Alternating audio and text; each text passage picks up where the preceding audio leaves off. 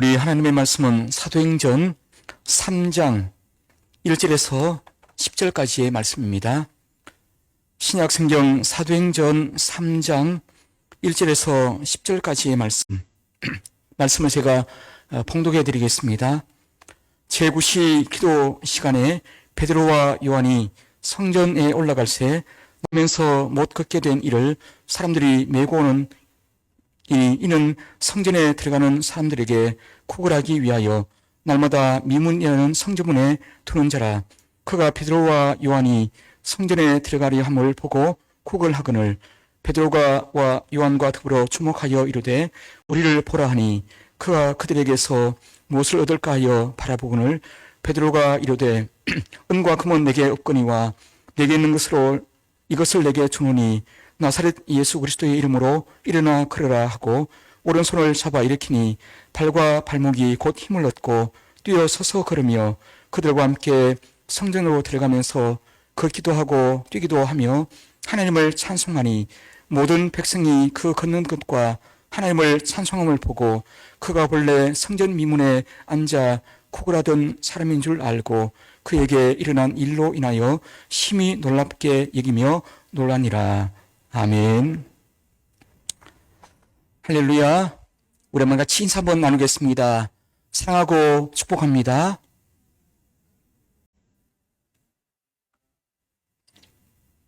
예, 사랑하고 축복합니다. 오순절 성령 강림으로 120명의 모든 성도들이 성령 충만을 받게 되었습니다. 이 120명이 3,000명이 되었죠. 남자만 3,000명이니까 약 10,000명 정도가 새롭게 하나님을 믿게 되었고요. 이 10,000명을 통해서 초대교회가 탄생을 하게 되었습니다. 이 초대교회는 사도의 가르침을 받고 서로 교제하고 떡을 떼고 오로지 기도를 힘쓰는 그런 교회가 된 것이죠. 우리 모든 교회가 꿈꾸는 교회이고 이 성경에서 우리에게 주시는 가장 좋은 교회가라고 생각이 되어지는데 이 교회가 세워졌습니다. 2장 43절에 보면 사도들로 말미암아 표적과 기사가 많이 일어났다고 얘기하고 있습니다. 이 복음이 확장되면서 이 복음의 능력이 모든 사람에게 나타나게 된 것입니다. 우리 하나님의 역사가 친히 간섭하고 역사하시는 것을 보게 된 것이죠. 이 복음이 복음되게 만드시고 교회가 교회되게 만드시는 우리 성령 하나님의 역사가 시작이 된 것입니다. 곳곳에 주의 말씀이 증거되어졌고 우리 하나님께서 주신 그 표적과 기사가 많이 나타나게 되었습니다. 영적 권세가 세워지게 된 것입니다. 오늘 이 본문의 말씀도 영적 권세가 주어지는 우리 하나님의 역사가 주어지는 이 말씀으로 생각이 되어지는데요. 함께 말씀 통해서 은혜 받기를 원합니다. 우리 함께 1절 말씀을 다시 한번 보실까요? 1절의 말씀입니다. 시작. 제9시 기도 시간에 성전에 올라갈 새. 아멘. 제9시 기도 시간에 제9시는 여기에 예스를 더하면 오후 3시가 되어집니다. 경남 유대인들은 이 세 번의 기도를 하게 되어지는데요. 오전 9시, 정오, 오후 3시에 기도를 하게 되어집니다. 이 기도의 그 시간들은 율법에 없는 것입니다. 그런데 이스라엘 민족들은 선조 때부터 계속해서 기도 시간을 가져오게 되었습니다. 세 번은 꼭 드리게 된 것이죠. 사실 율법에 없는 말씀이지만 모든 사람들이 함께 지켰던 그런 귀한 규례인데 우리 모두가 이 기도에 힘쓰는 삶을 꼭 살아가기를 원합니다. 말씀에 없다 할지라도 하나님께서 원하신다면 우리가 힘을 다해서 지키는 삶을 살아야 되겠죠. 여러분, 기도는 언제 해야 됩니까? 쉬지 말고 기도를 해야 됩니다. 우리 모두가 날마다 세 번이 아니라 매 순간 기도로 깨우는 분들이 다 되시기를 축복합니다. 여러분, 이 베드로와 요한이 성전에 올라가게 되었습니다. 이 올라간다는 말씀은 문법적으로 보면 이 반복적인 행위예요. 매일매일 올라갔다는 얘기입니다. 그냥 우연히 그날따라 올라간 것이 아니고 매일매일 기도하기 위해서 올라갔다는 얘기를 하고 있습니다. 지금 이 베드로 요한이 올라갔을 때에 기도하기 위해서 올라갔지만 사실은 기도와 함께 이 하나님의 말씀을 증거하기 위해서 주님 복음을 증거하기 위해서 올라가게 된 것이죠. 이 모든 그 모습들이 반복적으로 이어진 것을 보게 되었습니다. 이 기도 생활과 복음적인 삶을 통해서 매 순간 은혜가 주어졌고 날마다 구원받는 사람이 늘어나게 된 것입니다. 계속 반복됐다는 얘기입니다. 그런데 여러분 여기 보시면 베드로, 요한이 나옵니다. 두 사람이 나오게 되어지는데요. 여러분 성경에 보면 이 두 사람 이름이 중요하지 않고 두 사람이 중요합니다. 두 명이 중요합니다. 이 성경에서 어떤 사건을 기록할 때에 어떤 사건에 신학적인 의미가 있다고 볼 때에 그 모든 사건이 후손들에게 남길 만큼 역사적인 사건이 되어질 때에 그 사건의 목격자를 꼭 두 명으로 기록하게 되어집니다. 두 명 이상 쓰게 되어집니다. 왜냐하면 두 명이 성경에서 말하고 있는 증인의 수기 때문이죠. 증거의 수기 때문입니다. 이 본문에 일어난 모든 사건들이 우연의 사건이 아니라 하나님께서 준비하신 사건임을 보여주기 위한 것입니다. 이 사건의 증인이 바로 베드로와 요한이 된다는 것이죠. 이름보다는 더 중요하게 두 명이 중요합니다. 이 사건은 역사적인 사건이다. 우리 모든 사람이 함께 볼 수 있는 사건이다 라는 것을 알게 하기 위해서 이 두 명을 등장시키고 있음을 보게 되어집니다. 어떤 사건이 발생하게 되었을까요? 우리도 함께 2절 말씀도 같이 보겠습니다. 시작. 나면서 못 걷게 된 이를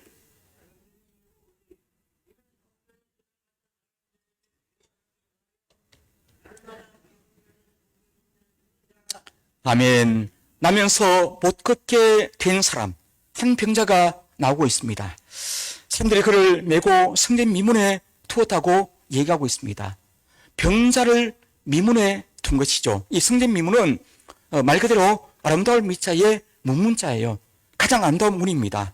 23m 되는 큰 문이고 고린도 산 황동으로 만든 정말 멋진 문입니다. 이 문에 병자를 둔 이유가 무엇일까요? 사람들이 가장 많이 왕래하는 곳이기 때문입니다. 모든 사람이 화려한 문을 좋아합니다. 그래서 모든 사람들은 이 문을 들어가기를 좋아하고 있습니다. 그런데 이 성전에 들어갈 때에 하나님께 기도하게 되어지는데 그 사람의 마음에 호소하기 위해서, 구걸하기 위해서 이 병자가 그 성전 미문에 앉아있음을 볼 수가 있는 것입니다. 누가 봐도 불쌍한 사람이죠. 많은 사람이 도움이 필요한 사람이라고 생각이 되어지는데요. 이 불쌍한 병자를 보면서 우리 인생의 본질을 보게 되어집니다. 여러분, 이 사람은 나면서부터 못 걷는 사람입니다. 여러분, 우리도 태어나면서 사실 죄인이 된 사람들이죠. 우리가 모든 사람이 다 나면서부터 죄인이 되었습니다. 본질적으로 죄인들입니다. 내가 죄를 지어서 죄인이 아니라 날 때부터 죄인으로 태어나게 된 것이죠. 절망적인 본질을 가지고 있습니다. 모든 사람이 어찌할 수 없이 죄를 짓는 그런 존재로 태어나게 되었다는 사실이죠. 이 사실을 이 사람 통해서 보게 되는 것입니다. 이 병자는 타인에 의해서만 활동할 수 있는 사람임을 알게 되어집니다. 누가 데려다 주어야 활동할 수 있습니다. 자기 마음대로 살 수가 없는 것입니다. 여러분, 모든 사람도 독립적인 삶을 살 수가 없습니다. 본질적으로 혼자 살 수가 없는 것이죠. 태아는 어머니에게 100% 의존하게 되어지고요.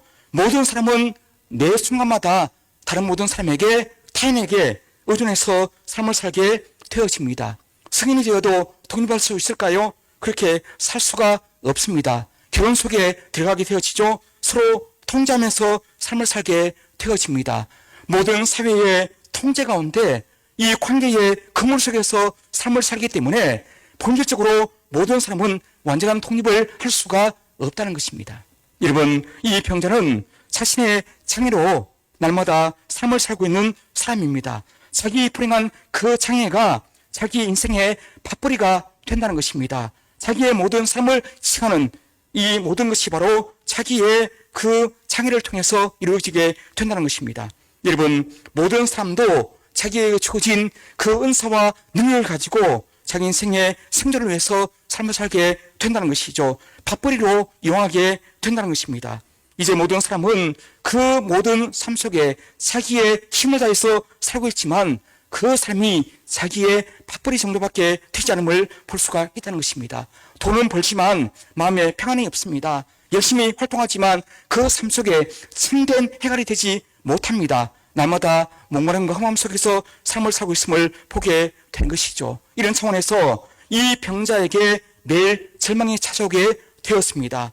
어떤 소망이나 어떤 일이 없기 때문입니다. 세월이 흐르면서 더 좋은 삶으로 바뀔 가능성이 없기 때문에 날마다 절망 속에서 삶을 살게 되었던 것이죠. 그때 이 병자가 베드로와 요한을 만나게 되었습니다. 우리도 함께 3절에서 5절 말씀을 같이 보겠습니다.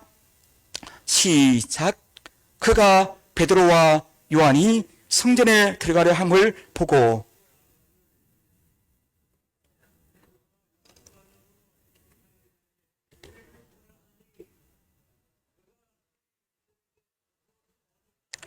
바라보거늘. 아멘. 남에서부터 못 걷는 장애인이 이 병자가 베드로와 요한의 복을 보고 구원하게 되었습니다. 그냥 보았습니다. 무심히 본 것이죠. 마음을 두고 보지를 않았습니다. 왜냐하면 그 두 사람에게 관심이 없기 때문입니다. 이 사람의 관심은 오직 배를 채울 수 있는 구걸 뿐입니다. 돈뿐입니다. 이 돈이 이 사람의 습관적인 요구였습니다. 정말 동물적이고 본능적인 구걸의 삶을 살고 있는 것입니다. 여러분, 우리의 삶은 어떻습니까? 요즘 우리가 관심을 가지고 있는 것은 무엇입니까? 어떤 삶에 관심을 두고 있습니까? 우리의 모든 삶의 그 가치가 이 땅을 추구하는, 돈만을 추구하는 삶은 되지 않는지 모르겠습니다. 이 병자는 모든 삶의 목적이 돈이었습니다. 구걸이 목적이었죠.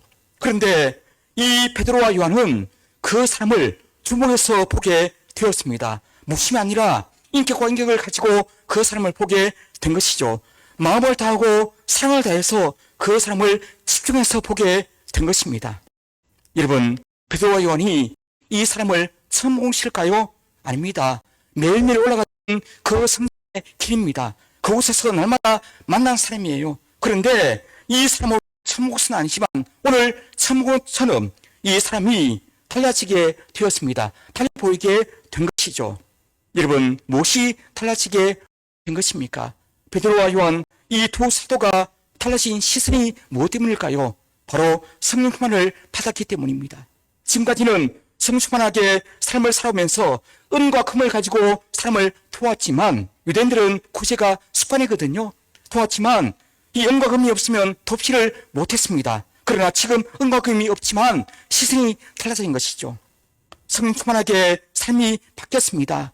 그 시선이 달라졌습니다. 돈과 는 없지만 이 마음을 다하고 사랑을 다해서 그 사람을 보게 된 것입니다. 그리고 그 사람을 볼 때마다 그 사람의 육체를 보지 않고 그 사람 영혼을 보게 된 것이죠. 육체의 불구에 얼마나 힘들까, 불쌍한 사람이구나 생각하지 아니하고 그 사람 속에 있는 우리 하나님의 은혜를 보면서 그 사람을 도와주기로 작정하게 된 것입니다. 성령 충만한 가운데서 우리 하나님의 그 마음과 시선을 가지고 이 사람의 영혼을 바라보게 된 것이죠. 여러분, 이 사람에게 중요한 것이 무엇일까요? 돈일까요? 아닙니다. 이 사람의 그 구원의 영혼이 중요함을 이 두 사도가 보게 된 것입니다. 영혼 구원의 신명을 가지고 우리 아버지 하나님의 마음을 가지고 이 사람을 보게 된 것입니다. 이 익은 마음을 가지고 우리가 삶을 살면 얼마나 좋을까요? 어떤 사람에게 돈만 주지 않고 그 사람의 영혼을 구원할 수 있는 그 마음이 되어진다면 얼마나 좋겠습니까? 여러분, 이 베드로와 요한은 그런 마음을 가지고, 영혼 구원의 마음을 가지고, 우리 아버지의 마음을 가지고 이 삶을 바라보게 된 것입니다. 그리고 자신 있게 말합니다. 우리를 보라고 얘기합니다. 이 말씀은 우리를 보라는 말씀일까요? 이 베드로 요한에게 집중하라는 말씀일까요? 아닙니다. 우리를 통해서 하나님께서 내게 주실 그 구원의 역사, 그 사람은 보라고 얘기하는 것을 보게 되어집니다. 여러분, 이 모든 역사와 이 모든 상황들은 하나님이 베푸신 은혜의 잔치의 그런 모습들입니다. 하나님이 간섭하시는 것이죠. 함께 하시는 그 모습을 보게 되는 것입니다. 여러분, 우리 하나님의 간섭을 마다하지 마시기를 바랍니다. 날마다 주의 간섭을 우리가 체험하면서 삶을 살기를 원합니다. 하나님을 바라보면서 삶을 살기를 원합니다. 하나님, 그냥 내버려 두세요. 교회에 오든 말든, 기도하든 말든, 말씀대로 살든 말든 제 마음대로 살기를 원합니다. 그냥 내버려 두세요. 라고 하면서 우리 하나님의 간섭을 추천하지는 않습니까? 이 시대가 그런 시대인 것 같아요. 이 병자가 원하는 것은 돈인데 왜 저를 간섭하고 있습니까? 왜 저를 보라고 하고 있습니까? 라고 얘기하지는 않는지 모르겠습니다. 이 시대가 그런 시대인 것 같습니다. 혼자 내버려 두세요. 제 마음대로 살기를 원합니다. 그냥 코하면서 살기 원합니다. 라고 하는 시대를 우리가 살고 있는데요. 이 시대에 주어지는 말씀이 이 말씀입니다. 이 시대를 반영하는 말씀인데 디모데후서 4장 3절 말씀을 보시면 때가 이르니 사람이 바른 교훈을 받지 아니하며 귀가 가려워서 자기의 사욕을 따를 스승을 많이 두고 또 그 귀를 진리에서 돌이켜 허탄한 이야기를 따르리라. 바로 이것이 이 시대의 모습입니다. 이 시대에 자기 입으로 사는 시대이죠. 하나님의 간섭을 싫어하는 시대를 맞이하고 있습니다. 영적으로 못 끊는 사람이 많은 시대를 살고 있습니다. 우리가 날마다 이 시대를 거스러서 하나님의 간섭과 우리 하나님의 보호하심을 바라보면서 삶을 살 수 있기를 간절히 축복합니다. 이 병자가 사도말을 듣고 난 다음에 이해하지를 못했습니다. 그리고 보라니까 뭔가 좋은 것을 준다고 생각하고 포기에 된 것이죠. 그때 받은 것이 무엇일까요? 우리도 함께 6절 말씀을 같이 보겠습니다. 6절 말씀입니다. 시작. 베드로가 이르되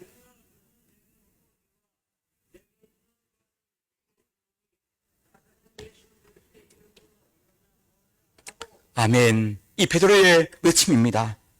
내가 요구하는 은과 금은 나에게 없다. 나는 돈이 없는 사람이다. 그러나 내게 있는 것이로 내게 주고 싶다. 그것은 바로 나사렛 예수 그리스도의 이름의 능력이다. 아멘. 이것이 이 시대에 가장 필요한 것인 줄로 믿습니다. 베드로가 성령 충만을 하지 못했다면 감히 이런 외침을 하지를 못할 것입니다. 그렇지만 이 모든 외침 맞춘 이유는 이 베드로가 성령이 충만했기 때문이죠. 여러분, 이 세상은 은과 금으로 차 있습니다. 모든 사람들은요 돈으로 평가를 하게 되어 있습니다. 돈 이야기를 빼면 이야기할 것이 없는 시대를 살고 있습니다. 그래서 교회도 돈 얘기를 하고 있습니다. 왜냐하면 교회에 세상 물길이 파고 들어와 있기 때문이죠. 우리 교회는 은과 금 얘기하는 곳이 아닙니다. 나사렛 예수 그리스도의 이름을 가지고 그 이름을 말하면서 모든 사람에게 주의 복음을 전하는 교회가 되어야 할 줄로 믿습니다. 여러분, 중세의 유명한 신학자 아퀴나스가 이런 말을 했습니다. 초대교회는 은과 금은 내게 없거니와 내가 있는 것으로 내게 주노니 곧 나사렛 예수 그리스도의 이름으로 이르라 그러라고 말하는 능력이 있었다. 그러나 오늘날 교회는 금으로 기둥을 만들고 대리석으로 바닥을 깔아 엄청난 하나님의 집을 지었다. 우리의 교회는 땅도 많이 가지고 있다. 건물도 많이 가지고 있다. 사람들도 많이 가지고 있다. 은과 금은 이제 우리에게 많이 있다. 그러나 나사렛 예수 그리스도의 이름으로 걷는 능력은 잃어버리고 말았다라고 말하고 있습니다. 모든 교회에 적용되는 말씀이라고 생각이 되어집니다. 오늘날 교회의 위기와 유혹이 어디 있을까요? 교회도 세상처럼 돈으로 모든 것을 해야 하려고 하는 마음을 가지고 있다는 것입니다. 헌신과 어떤 우월감으로 가득 차 있음을 보게 되어집니다. 여러분, 교회는 반드시 구제해야 됩니다. 그러나 우리 교회는 구제 단체가 되어서는 안 됩니다. 교회는 병든 사람이 와서 고침받아야 합니다. 그러나 우리 교회는 아닙니다. 모든 교회가 이 시대에 정의를 위해서 삶을 살아야 됩니다. 그러나 정의실현 단체가 되어서는 안 되죠. 정치단체가 되어서는 안 됩니다. 이 모든 규제와 의료와 정의가 가능하도록 영적으로 도와주는 삶을 살아야 됩니다. 바로 이것이 교회의 본질입니다. 모든 교회가 나사렛 예수 그리스도의 이름을 믿고 삶을 살아갈 때에 이 모든 교회의 영적 권세가 회복이 될 줄로 믿습니다. 그 능력을 전하는 것, 이상 이하도 우리 교회의 본질과 위상과 능력이 되잠을 우리가 잊지 말고 삶을 살아야 될 줄로 믿습니다. 여러분, 이 베드로가 자신 있게 담대하게 말하고 있습니다. 나사렛 예수 그리스도의 이름으로 일어나 걸으라. 우리가 날마다 이 믿음을 가지고 모든 가족들과 모든 사람을 반드시 구원을 해야 될 줄로 믿습니다. 여러분, 이 병자가 이 말씀을 들었을 때에 그 모든 말씀의 능력이 다리 치료에 있었을까요? 아닙니다. 영혼 구원이 목적입니다. 다리 치료보다 더 중요한 것은 바로 영혼의 구원이기 때문이죠. 이 영혼의 구원이 가시적으로 다리 치료를 통해서 드러나게 되었던 것입니다. 나중에 말씀을 보면 아시겠지만 사도행전 4장 9절에 보면 만일 병자에게 행한 착한 일에 대하여 이 사람이 어떻게 구원을 받았느냐고 오늘 우리에게 질문한다면 라고 얘기하고 있습니다. 바로 이 말씀이 베드로의 말씀인데요. 이 베드로가 이 병자 구원 때문에 산헤드린 공회에 잡혀갔습니다. 신고하게 되었습니다. 그때 하는 얘기가 이 얘기입니다. 내가 이 병자를 고친 것, 이것이 구원 사건이다 라고 얘기하고 있는 것이죠. 어떻게 구원을 받았냐고 나에게 묻는다면 라고 얘기하고 있습니다. 이 병자의 구원 사건이 바로 하나님의 역사임을 많은 사람에게 증가하고 있습니다. 여러분, 우리가 치료받는 것, 날마다 어려운 삶을 사는 것, 모든 삶이 구원의 사건임을 잊지 마시길 바랍니다. 돈을 버는 것, 또 잘 사는 것, 행동하는 것도 정말 중요하겠지만 가장 중요한 것은 바로 영혼 구원임을 잊지 마시고 날마다 주의 보혈로 구원받는 삶을 우리가 삼으면서 삶을 사시기를 바랍니다. 예수님을 믿는 믿음으로 날마다 삶을 사시기를 바랍니다. 우리 한번 같이 따라 하실까요? 예수님의 능력으로 살기 원합니다. 예수님의 능력으로 충만하기를 원합니다. 여러분, 우리가 날마다 삶을 살고 있는데요. 이 예수님의 이름이 우리의 삶에 어떤 의미가 있습니까? 얼마나 비중을 차지하고 있습니까? 그 주님이 어떤 분이심을 제대로 알고 있습니까? 바르게 대접을 하고 계십니까? 바른 신앙 고백으로 그 주님을 바라봐야 될 줄로 믿습니다. 예수님 스스로 말씀하시기를 누가복음 7장 20절 말씀인데요. 예수께서 대답하여 이르시되 너희가 가서 보고 들은 것을 세례 요한에게 알리되 맹인이 보며 못 걷는 사람이 걸으며 나병 환자가 깨끗함을 받으며 귀먹은 사람이 들으며 죽은 자가 살아나며 가난한 자에게 복음이 전파된다 하라고 말씀하여 주셨습니다. 이 모든 말씀을 보면 주의 오심은 영적 구원임을 보게 되는 것이죠. 구원 역사를 우리에게 보여주기 위해서 이 세상에 오심을 잊지 말라고 말씀해 주고 있는 것을 알게 되어집니다. 날마다 우리가 그 주님을 마음속에 모시고 우리가 날마다 은혜 충만하게 삶을 사시기를 예수님 이름으로 간절히 축복합니다. 여러분, 이 이름을 믿고 의지할 때에 어떤 일이 발생하게 되었습니까? 우리도 함께 7절 8절 말씀을 함께 보겠습니다. 7절과 8절 말씀입니다. 시작. 오른손을 잡아 일으키니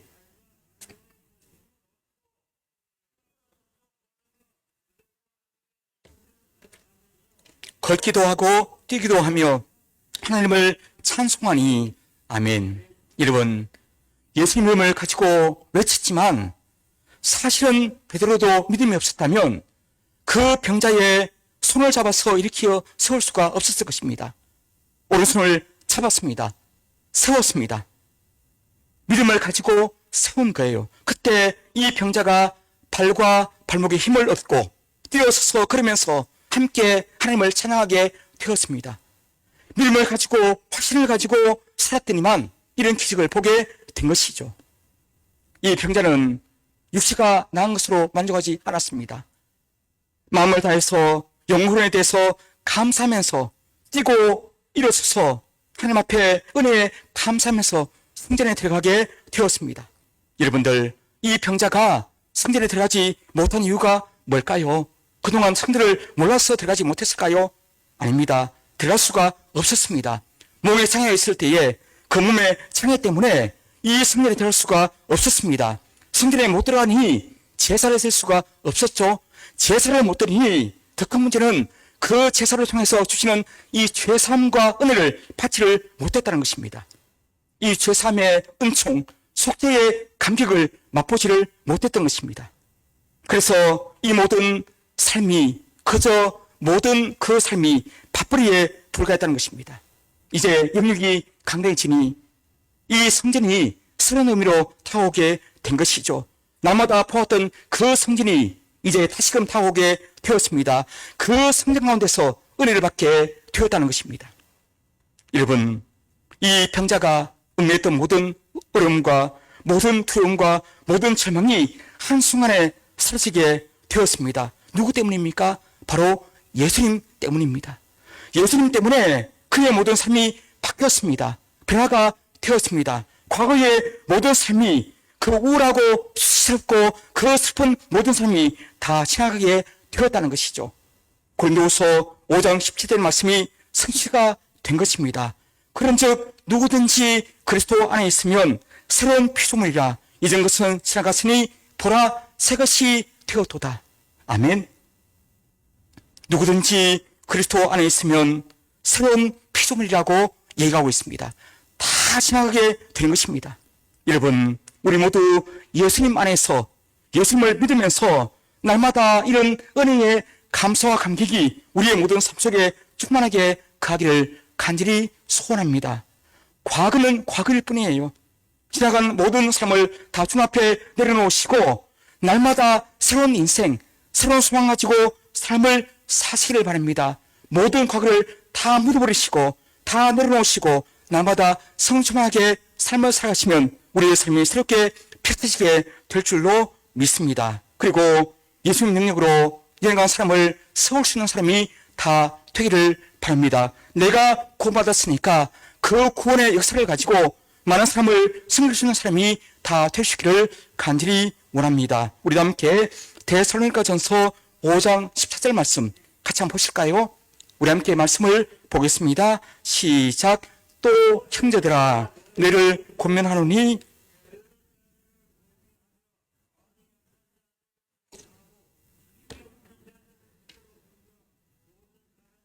오래 참으라. 아멘. 내가 구원받았으니까 그 구원을 흘려보내는 것입니다.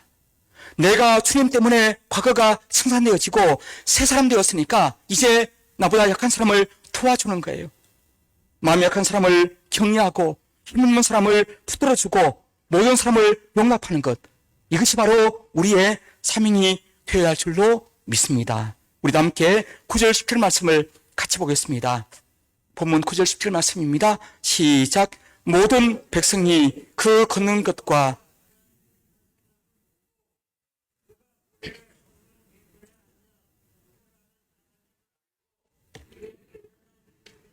심히 놀랍게 여겨 놀라니라. 아멘. 이 병자의 고침을 보고 모든 백성이 놀랐습니다. 심히 놀랐습니다. 그의 걷는 것, 하나님을 찬송하는 것, 이 성령 믿으면서 약 40년 동안 구걸했던 이 사람이 바뀐 거예요. 한 사람 때문에, 한 사람의 변화 때문에 모든 사람에게 충격이 임하게 되었습니다. 여러분, 한 사람이 중요합니다. 우리 한 사람 한 사람이 정말 중요합니다. 내가 바뀌는 것이 정말 중요합니다. 여러분, 소돔 고모라의 그 멸망이 10사람 죄의 무게와 같았습니다. 예루살렘의 죄악의 무게가 그 죄악을 막지 못했던 한 사람의 무게와 똑같았습니다. 10사람만 있었다면, 한 사람만 있었다면 그 모든 것이 바뀌어졌을 텐데 그 한 사람이 없었기 때문에 그 죄악의 무게를 견디지를 못했던 것입니다. 여러분들, 우리 한 사람이 정말 중요합니다. 하나님은요, 그 한 사람을 지금도 찾고 계시는 것입니다. 예배하는 한 사람, 말씀으로 충만된 한 사람, 전도하는 한 사람, 기도하는 한 사람, 그 한 사람을 지금 주님께서는 찾고 계심을 잊지 마시기를 바랍니다. 우리 교회 주변, 우리 정선 지역, 나아가 이 나라와 민족, 열방의 영혼을 구원하기 위해서는 많은 교회 성도가 필요하지 않습니다. 정말 한 사람이 필요합니다. 그 사람을 통해서 역사가 이루어지게 됨을 잊지 마시기를 바랍니다.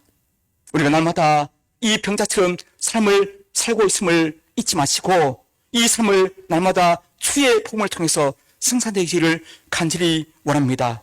날마다 주의 복음 들고 나가서 내가 먼저 변화되어지고 우리 가족이 변화되어지고 이 교회가 변화되어져서 우리 집을 살리는 교회가 될 수 있도록 함께 강구하시기를 바랍니다. 그럴 때에 우리 교회가 우리 한 사람이 세워져서 이 교회를 살리고 이 집을 살릴 수 있는 교회가 되게 될 줄로 믿습니다. 날마다 성령 충만하시고 우리가 먼저 변화되어지고 은혜 가운데 삶을 살아가면서 모든 삶을 살리는 분들이 다 되시기를 예수님으로 간절히 축복합니다. 기도하겠습니다.